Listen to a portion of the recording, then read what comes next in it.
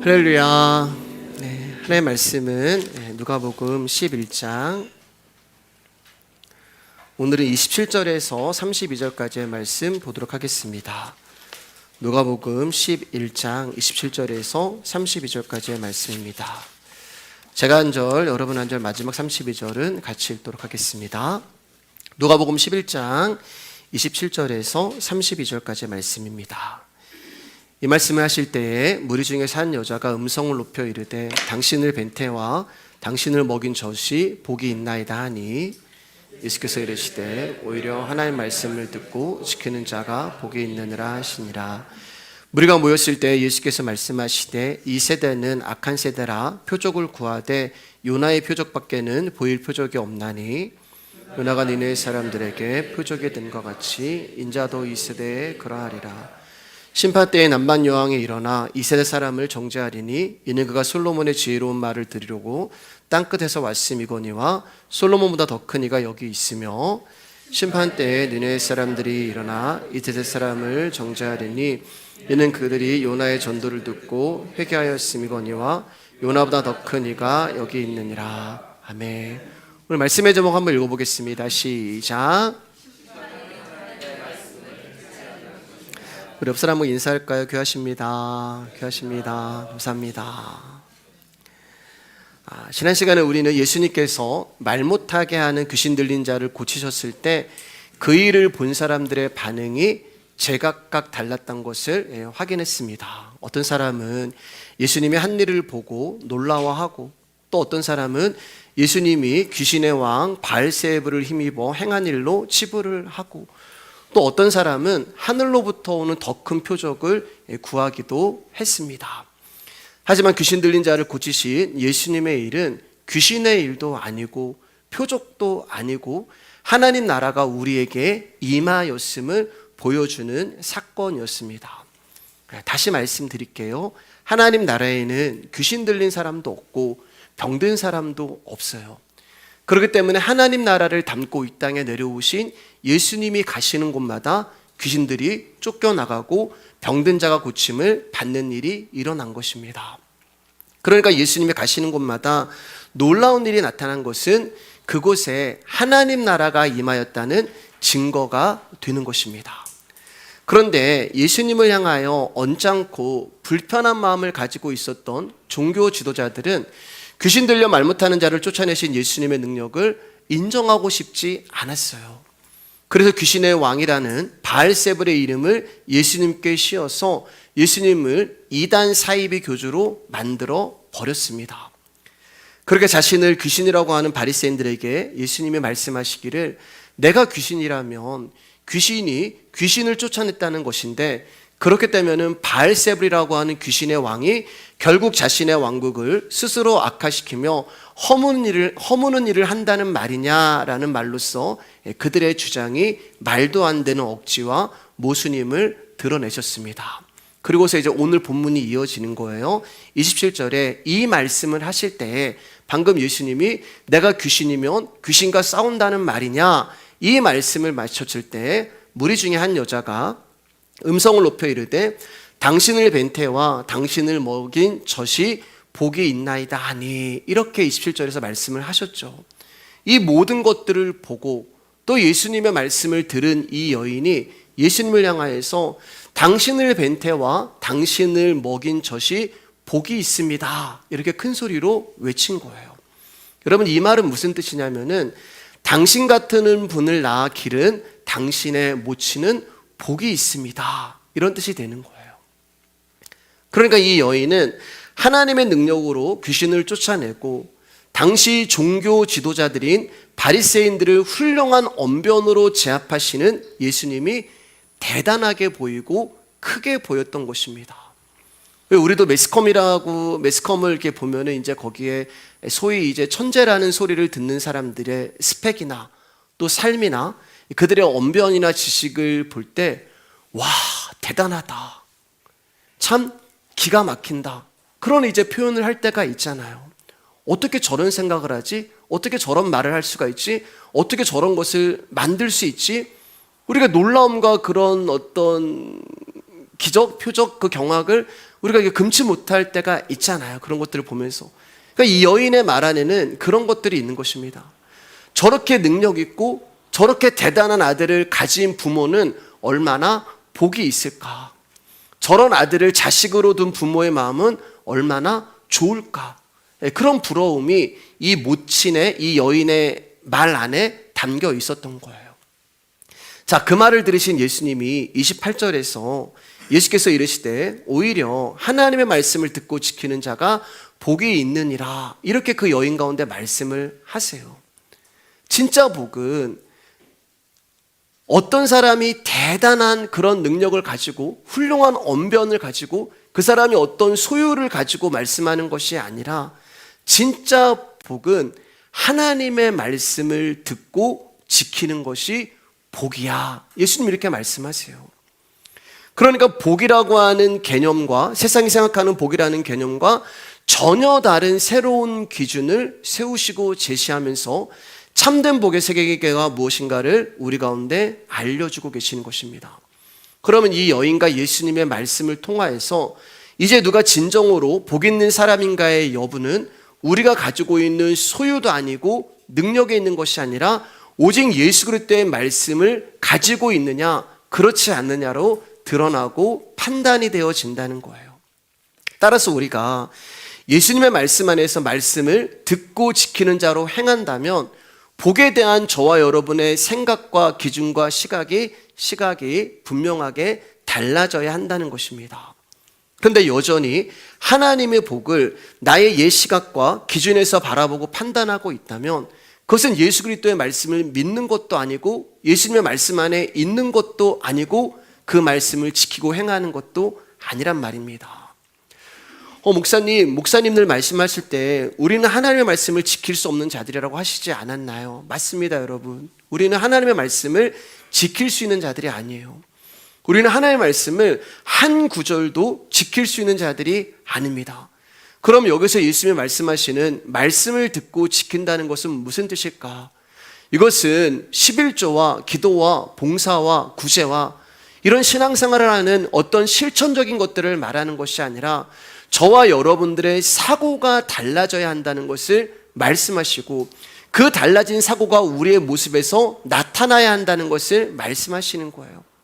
쉽게 말해서 누군가 신앙이 대단해 보이는 어떤 행위를 했다 하더라도 그의 속사람의 생각이 여전히 옛사람의 생각 그대로라면 그는 말씀을 들은 것도 아니고 말씀을 지키는 것도 아니란 말입니다. 어떤 신앙적 행동이 특출하다고 해도 그가 세상적 기준에 의한 잘남과 못남의 차별적인 시각으로 타인을 대하고 세상에 가진 것을 가지고 그렇지 않은 자를 복의 여부로 판단하고 가진 자와 그렇지 않은 자들을 복과 아닌 걸로 생각을 한다면 그는 말씀을 듣고 지키는 자가 아니라는 거예요. 그래서 지난주에 예수님께서 말씀을 듣지 않고 행하지 않는 자를 이렇게 말씀하셨죠. 누가복음 11장 23절입니다. 시작. 나와 함께 하지 아니하는 자는 나를 반대하는 자요 나와 함께 모이지 아니하는 자는 해치는 자니라. 여기 예수님과 함께 하지 아니하고 예수님을 해치는 자가 바로 말씀을 듣지 않고 말씀을 지키지도 않는 자라는 이야기를 하고 계시는 거예요. 그러니까 예수님과 함께 하는 자는 어떤 자인가? 말씀을 듣는 자란 말입니다. 그래서 예수님과 함께 되는 것이 복 있는 것임을 알게 된다면 예수 안에 있는 우리의 인생에 기적이 아닌 것은 하나도 없단 말입니다. 저와 여러분들이 어떻게 구원을 받았고 어떻게 이 자리에 오게 된 것을 믿어진다면 여러분 우리의 인생 자체가 다 하나님이 하나하나 이루신 기적이요 섭리요 경륜이란 말입니다. 그러면 그러한 시각으로 자신을 볼 수 있다면 세상이 말하는 잘나고 못난 것을 기준으로 스스로를 판단하지도 차별하지도 않을 것이고 이처럼 성도가 예수님의 말씀을 듣고 그 말씀을 받아들이고 지키고 행한다면 세상에 있는 어떤 것으로 우리가 무너지지도 않게 된다는 거예요. 자, 다시 이제 본문으로 돌아와서 바리새인들의 말 못하는 귀신을 쫓아내신 예수님을 향하여서 네가 귀신의 왕 바알세불을 힘입어 이런 능력을 행한다고 이야기를 했고 또 어떤 무리들은 네가 정말 하나님의 아들이라면 이거보다 더 큰 표적과 기적을 보여봐라. 어마무시한 기적을 네가 보여보면은 내가 너를 하나님의 아들로 인정하겠다고 하며 비인양거리며 예수 그리스도를 조롱하고 무시를 했어요. 그러한 자들을 향해서 예수님이 오늘 말씀하시기를 이 세대는 악한 세대라 표적을 구하되 요나의 표적밖에는 보일 것이 없다라고 말씀을 하시죠. 여러분, 만약 바리새인들이 예수님의 능력을 하늘의 능력으로 인정을 한다면 그것은 곧 예수님이 하늘로부터 오신 메시아가 됨을 인정하게 되는 것이고, 그렇다면 예수님이 지금까지 하신 말씀이 다 옳았다는 것이 인정이 되기 때문에 그렇게 되면 어떻게 돼요, 여러분? 자기들은 망하는 거예요. 지금까지 자신들이 쌓아올린 지위와 명성과 재물과 권력이 다 부정이 되고 사라지기 때문에 바리새인들은 어떻게 해서든지 예수 그리스도가 하나님의 아들이 아니라는 것을 증거해야만 했단 말입니다.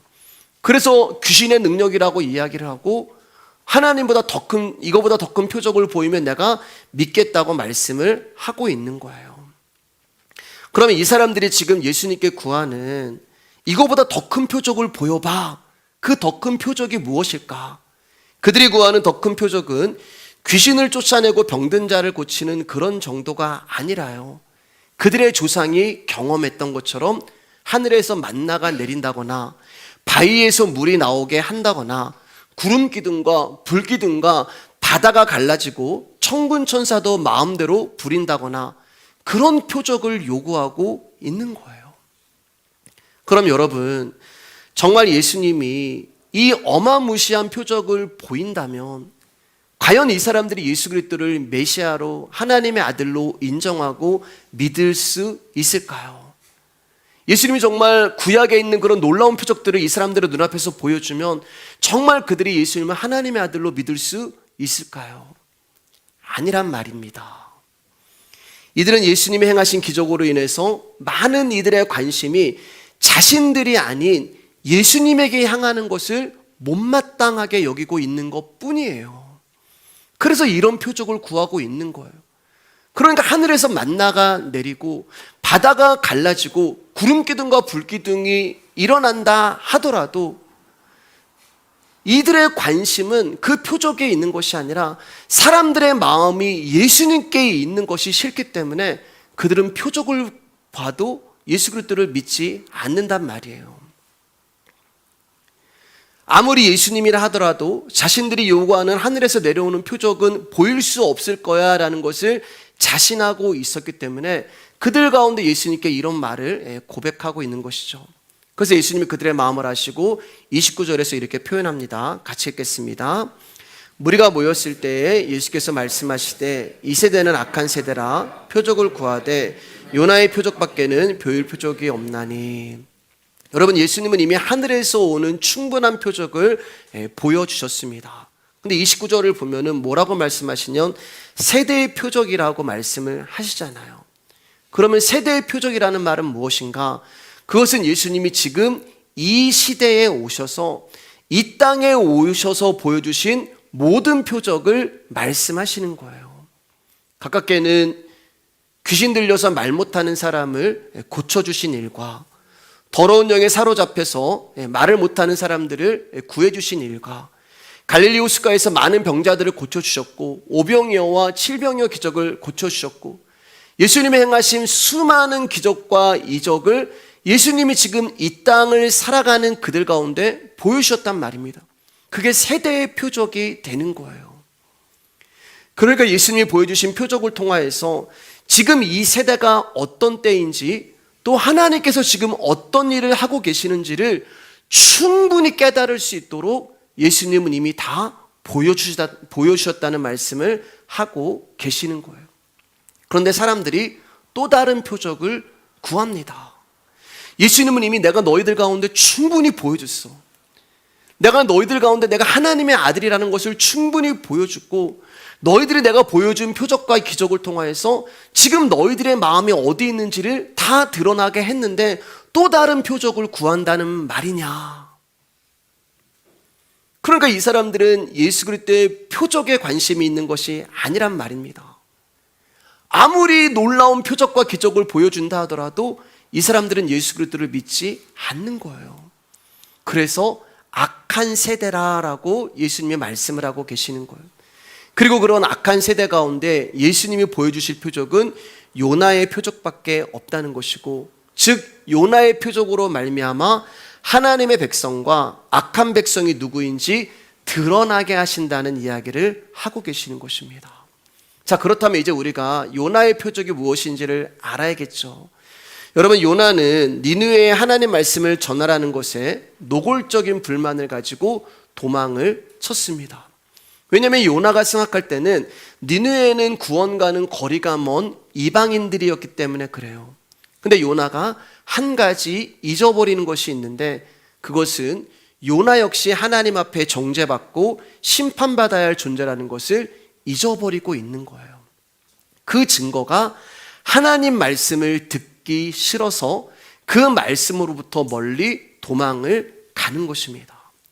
다시 말해서 모태신앙이고 집사고 권사고 장로고 목사이기 때문에 여러분, 우리는 달라질 필요가 없다고 생각을 하는데 그렇지 않다는 거예요. 저 사람들은 구원받으면 안 돼.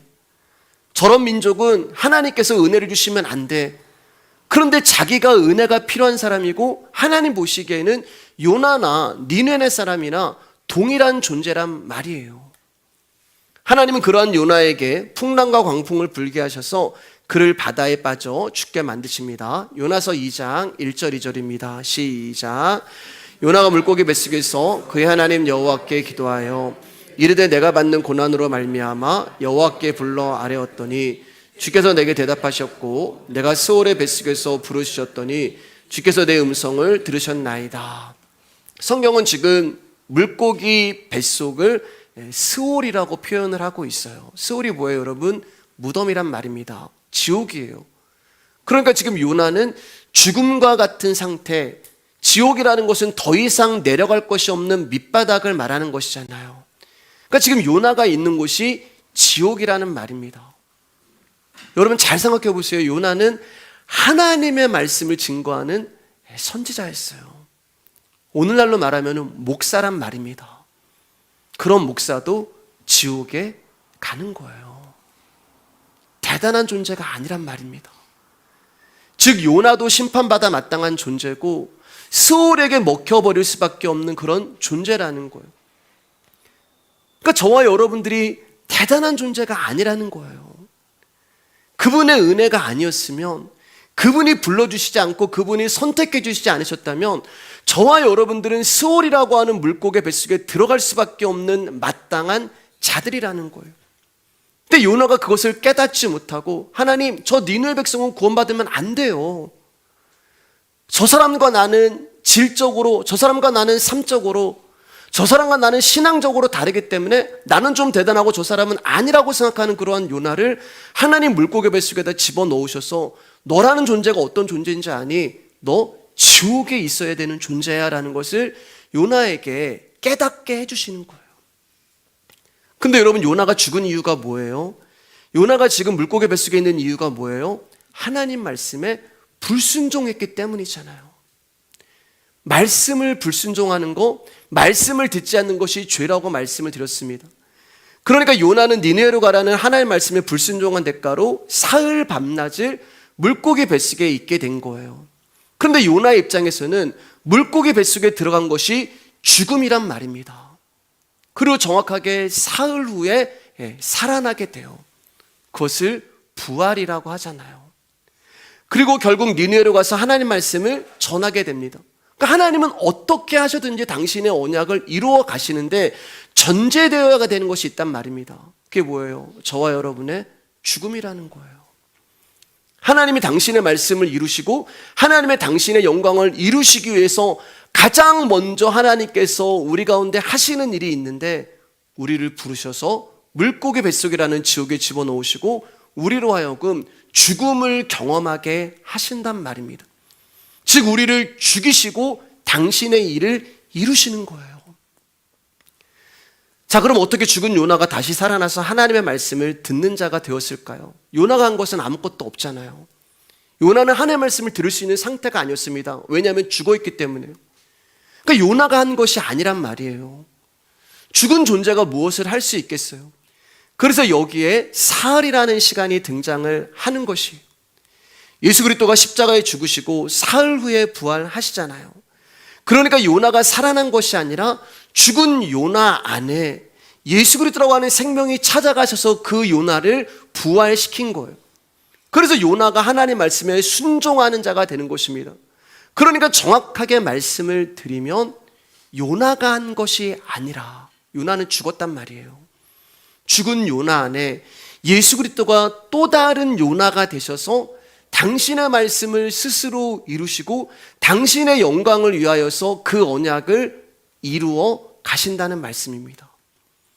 그러니까 예수님이 지금 악한 세대인 저와 여러분에게 요나의 표적밖에는 보일 표적이 없다는 말씀은, 야, 너희들이 바로 말씀에 불순종해서 그 죄로 말미암아 요나처럼 죽어야 하는 존재였어. 그런데 내가 요나가 되어 십자가라는 물고기 뱃속에서 죽고 사흘 후에 살아나는 것을 표적으로 너희들 가운데 보여주겠다. 그 말씀을 하시는 것입니다. 그게 요나의 표적이에요. 즉 저와 여러분들은 죽을 수밖에 없는 존재였단 말입니다. 죽을 수밖에 없는 너희들이 너희들의 주제도 모르고 지금 나한테 표적을 보여달라고, 기적을 보여달라고 하는 것이냐? 이놈들아, 정신 차려라. 지금 너희가 어떤 존재인지 모르는구나. 너희는 말씀을 불순종해서 지옥에 갈 수밖에 없는 존재야. 너희들은 이미 죽어있는 상태야. 그런데 그러한 너희를 내가 십자가에 달려 죽음으로 말미암아 너희들을 살려낼 거야. 그래서 31절에서 예수님께서 이렇게 말씀하시는 거예요. 같이 읽겠습니다. 요나가 니네 사람들에게 표적이 됨과 같이 인자도 이 세대에 그러하리라. 그게 바로 예수 그리스도 당신의 십자가를 말씀하고 계시는 거예요. 그러니까 요나의 표적을 통해서 우리가 알 수 있는 것은 저와 여러분들은 살아있는 자가 아니라 죽은 자라는 거예요. 여러분, 우리가 죽은 자임을 알게 되면 당당해질 수가 없는 것입니다.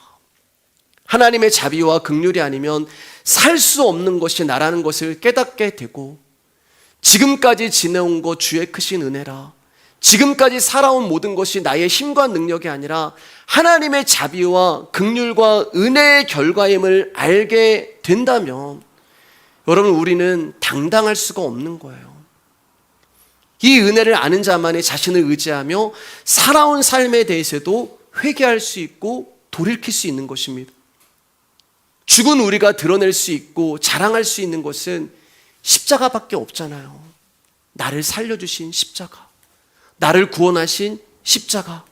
그 어떤 놀라운 표적과 기적을 경험하고 봤다 하더라도 그 기적과 표적이 우리를 살리지 못한단 말입니다. 그 기적과 표적이 우리를 구원하지 못한단 말입니다. 오히려 그 기적과 표적이 우리를 죽음으로 이끌어 가는 거예요. 놀라운 기적을 경험했다는 것이 자랑거리가 되고, 내가 놀라운 표적을 행했다는 것이 나의 의가 되고, 그러한 경험을 했다는 것을 통하여서 자신을 높일 뿐이에요. 하나님이 요나에게 하나님의 구원 사건을 경험하게 하신 것처럼 오늘날 우리들에게도 하나님은 수월이라고 하는 고난과 고통을 내 인생 가운데 허락하시면서 내가 죽은 자라는 것을 끊임없이 경험하게 하시는 거예요. 그래서 말씀을 통하여서 나는 죄인이며 죽은 자일 뿐이다라는 것을 알게 하는 현장으로 우리를 이끌어 가시는 거예요. 그래서 우리 삶의 때때로 고난과 고통과 어려움과 슬픔과 내가 감당할 수 없는 일들이 일어나는 거예요. 말씀을 통해서 우리의 죄를 보게 하시고, 말씀을 통해서 우리의 더러움을 보게 하시고, 말씀을 통해서 나라는 존재를 보게 하시는 것입니다. 나름대로 깨끗하다고 여겼고, 나름대로 정직하다고 여겼고, 나름대로 성실하다고 여겼던 나를 다시 말씀 앞에 세우시고 끊임없이 내 안에 감추어져 있는 그 더러움과 흙탕물을 토해내게 하시면서 나는 죽은 자였구나, 나는 지옥에 갈 수밖에 없는 자였구나, 나는 하나님의 은혜가 아니면 나는 예수 그리스도를 알 수 없는 자였구나라는 것을 끊임없이 보게 하시고 경험하게 하시고, 그리고 십자가에서 흘리신 예수 그리스도의 피가 나의 모든 더러움을 덮으시고 깨끗하게 하셔서 나를 하나님 앞에 서게 하셨구나라는 감격과 감동과 기쁨으로 우리 인생을 마무리 짓게 하신다는 거예요.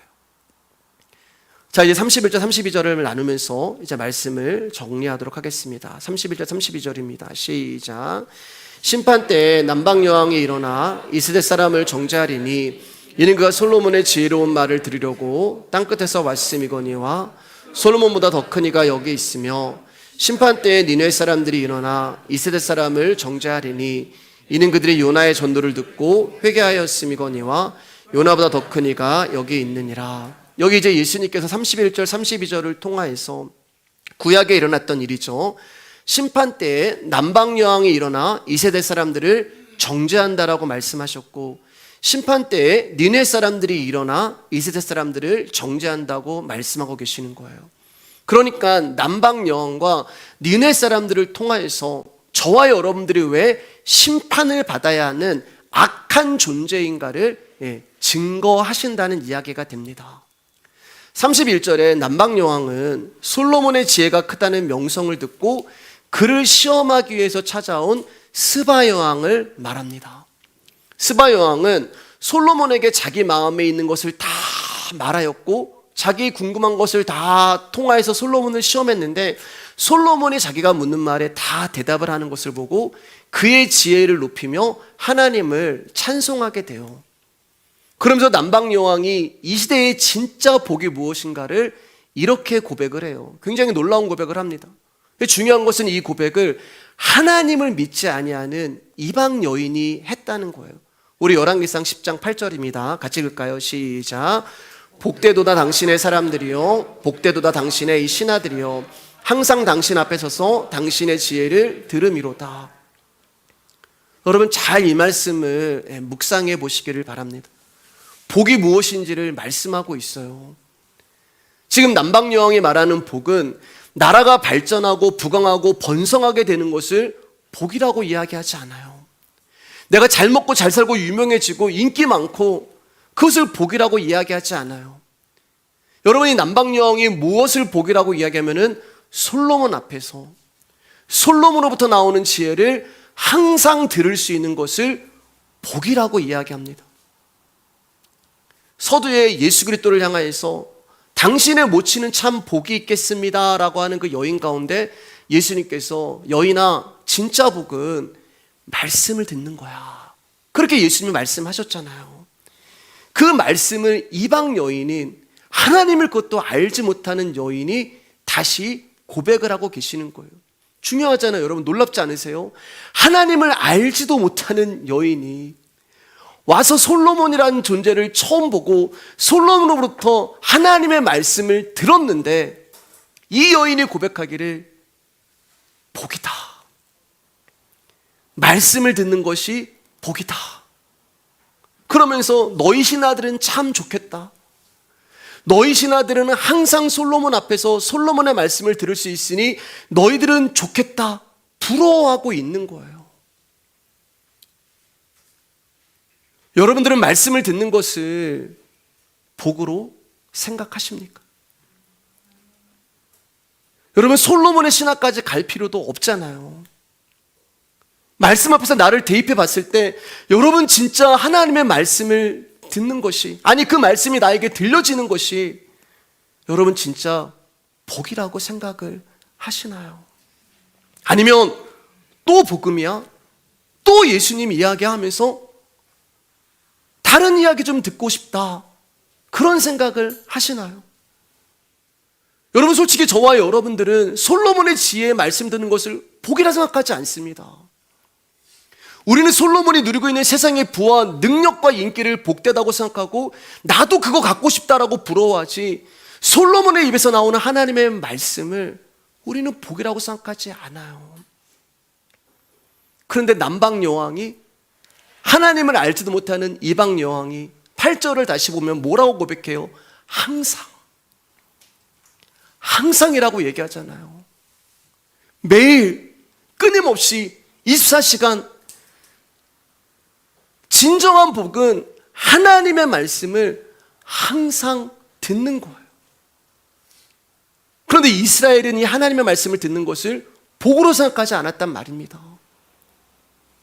하나님의 말씀을 듣는 것을 귀하게 여기지 않았어요. 그래서 그 결과로 성전이 무너진 것이고, 그 결과로 교회가 무너진 것이고, 여러분, 교회가 왜 문을 닫고 성전이 무너진 것일까?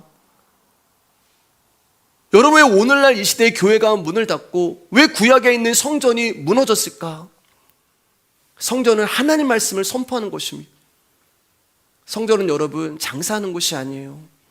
성전은 나의 즐거움을 위해서 존재하는 것도 아닙니다. 성전은 하나님의 말씀만이 선포되는 곳입니다. 그러면 성전이 무너졌다는 말은 뭐예요, 여러분? 사람들이 성전을 찾지 않았다는 말이 되는 것이고, 사람들이 성전을 찾지 않았다는 말은 하나님의 말씀을 듣기 싫어했다는 내용이 되잖아요. 다시 말해서 하나님의 말씀을 듣는 자가 없으니까 성전이 문을 닫은 것이고, 성전이 문을 닫으시니까 성전이 무너진 것이고, 성전이 무너지니까 하나님께서 그것을 떠나버리시는 거예요. 그럼 왜 말씀 듣기 싫어할까? 그 말씀이 나를 너무 아프게 하거든요. 그 말씀이 항상 죄와 심판에 대해서 말씀하시거든요. 여러분, 오늘 우리가 증거한 예수 그리스도가 말하는 요나의 심판을 통해서 예수님이 우리 가운데 소망을 주셨습니까? 위로를 주셨습니까? 우리를 향해서 악한 세대라고 이야기를 하잖아요. 우리의 죄에 대해서 말씀하시잖아요. 그게 듣기 싫은 거예요. 죄와 심판에 대해서 말씀하시는 그 말씀이 듣기 싫은 거예요.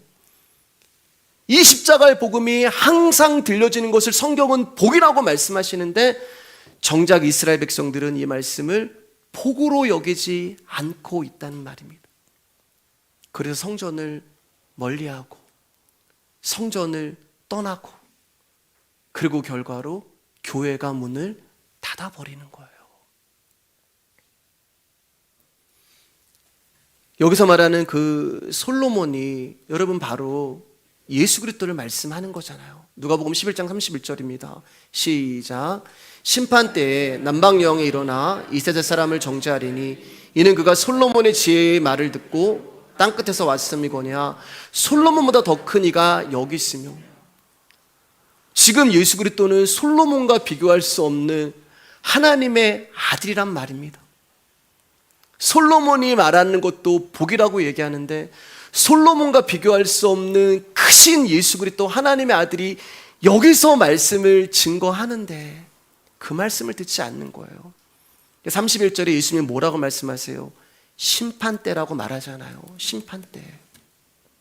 그러니까 이 말씀을 풀어보면, 땅끝에서 솔로몬의 지혜로운 말을 들으려고 찾아온 스바 여왕이 이 세대에, 이 시대의 죄가 무엇인가를 말씀해주고 있단 말입니다. 여러분, 우리는 자꾸만 심판을, 내가 죽으면 가는 것, 어떤 전쟁과 전쟁이 일어나고 기근과 길은 이제 종말했다고 얼마 안 남았다. 아니요, 이미 심판의 때가 시작됐어요. 2000년 전에 예수 그리스도의 십자가로 말미암아 종말의 때는 시작됐습니다. 그래서 예수님이 심판 때라고 말씀하는 거예요. 그러면 예수님이 말씀하시는 심판이 뭐냐? 예수를 듣지 않는 것입니다. 하나님의 말씀을 듣지 않는 것이 심판받은 거예요. 내가 하나님 말씀과 멀어지는 것이 이미 심판을 받은 거예요. 예수 그리스도의 말씀을 귀하게 여기지 아니하고 그 말씀을 무시하고 그 말씀을 우습게 여기고 말씀보다 자꾸 다른 표적과 기적을 구하는 것이 심판을 받은 거예요. 그래서 솔로몬보다 엄청나게 크신 예수 그리스도가 세상에 오셨음에도 불구하고 이 시대 사람들, 오늘날을 말하는 거잖아요. 우리를 말하는 것입니다. 오늘날 사람들은 예수 그리스도의 지혜에 대해 무관심한다는 것이고, 예수님은 그들을 정죄하고 심판하실 수밖에 없다는 거예요. 왜요? 예수를 듣지 않으니까. 또 32절에 니느웨는 강대국의 수도였습니다. 근데 요나로 말미암아 전해받은 하나님의 말씀에 굴복하여 니느웨 백성들이 회개를 하잖아요. 여러분, 이들은 얼마든지 요나가 전한 말씀을, 하나님의 말씀을 무시할 수 있었어요. 왜요? 잘 먹고 잘 살 수 있었거든요. 그들이 믿는 신이 있었단 말입니다. 듣도 보다 못한 하나님의 말씀, 듣도 보다 못한 약소국에 있는 어떤 초라한 선지자가 와서 하나님의 말씀을 내가 너희에게 전하는데 하나님 너희들을 멸망시킨대. 여러분, 요나가요, 이들 가운데 말씀을 진정으로 전했을까요? 멸망당했으면 좋아하는, 나는 니느웨 백성들이 무너졌으면 좋겠어, 나는 니느웨 백성들이 망했으면 좋겠어, 그런 생각을 가지고 있는 요나가 그들 가운데 간절하게 말씀을 전했을까요? 그렇지 않았을 거예요. 하나님의 말씀이 여기 무너진대 하라고 하셨으니까 그냥 지나가면서 그렇게 말씀하셨을 거예요. 근데 니느웨 사람들이 그 말씀을 들었단 말입니다. 초라한 한 선지자의 말씀, 별 볼 일 없고 볼품 없고 아무것도 나올 수 없는 그런 초라한 선지자의 하나님의 말씀을 니느웨 사람들이 들었단 말입니다. 그렇게 강대국이고 부유한 사람들이라면 얼마든지 무시해 버릴 수 있는 하나님의 말씀을, 아쉬울 것 하나 없는 삶을 살고 누리고 있는데 자신들을 심판한다는 그 말씀이 어떻게 복으로 들리겠어요? 여러분, 누군가 우리가 너 죄인이야? 내가 죄가 아닌데, 나는 떳떳하게 살았는데, 나는 정직하게, 왜 내가 죄인이야? 그것도 뭔가가 나보다 좀 뛰어나고 뭔가 나보다 위에 있는 사람이 와서 이야기하면 듣겠지만, 초라한 선지자가 나한테 와서 말씀하시기를 너 하나님이 너희들 심판하신대. 이 말씀이 어떻게 내 귀에 즐거움으로 들릴 수가 있겠어요? 얼마든지 무시할 수 있었고, 얼마든지 비냥거릴 수 있었고, 얼마든지 우습게 여기며 믿지 않을 수도 있었는데 그들이 하나님의 말씀을 받아들였단 말입니다. 그리고 자신들의 죄를 회개하고 주님의 긍휼을 받아들이는 거예요. 이러한 니느웨도 요나가 증거하는 하나님의 말씀을 경외함으로 받아들이는데, 요나보다 더 큰 예수 그리스도가 말씀을 전하는데 그 말씀에 굴복하지 않고, 그 말씀을 듣지도 않고, 그 말씀을 우습게 여겨 믿지 않는 것이 심판 때에 오늘날 이 세대 사람들의 죄라는 것입니다. 예수를 듣지 않는 것, 그분의 말씀을 듣지 않는 것이 죄가 되는 거예요. 그게 심판받을 근거가 되는 거예요. 이제 말씀 마치겠습니다. 사람은 세상에서 좋은 것만 주어지기를 원합니다. 좋은 것이 주어짐으로 행복을 누릴 수 있다고 생각을 버리지 못해요. 그런데 여러분, 내가 이 세상에서 어떤 행복을 누린다고 해도 그 사람이 달라지지 않는다면 그 사람의 인생은 멸망으로 마치게 되는 거예요. 그러므로 솔로몬보다 크시고 요나보다 크신 분이 오셨음에도 불구하고 그분의 지혜를 구하지 않고 듣기를 거부하는 거예요. 이게 정죄받을 악한 세대의 실상이라는 거예요. 이 세상은, 우리는 죄와 사망에 묶여있는 나 자신을 보지 못해요. 그럴 수밖에 없는 것이에요. 여러분, 내가 죄와 사망의 법에 묶여있다고 해도 고통스럽지 않잖아요. 어렵지 않잖아요. 힘들지 않잖아요. 내가 인생 살아가는데 방해되는 거 없잖아요. 때문에 나를 죄와 사망에서 구원하셔서 십자가에 죽으신 예수 그리스도의 은혜가 별로 나에게 와닿지 않아요.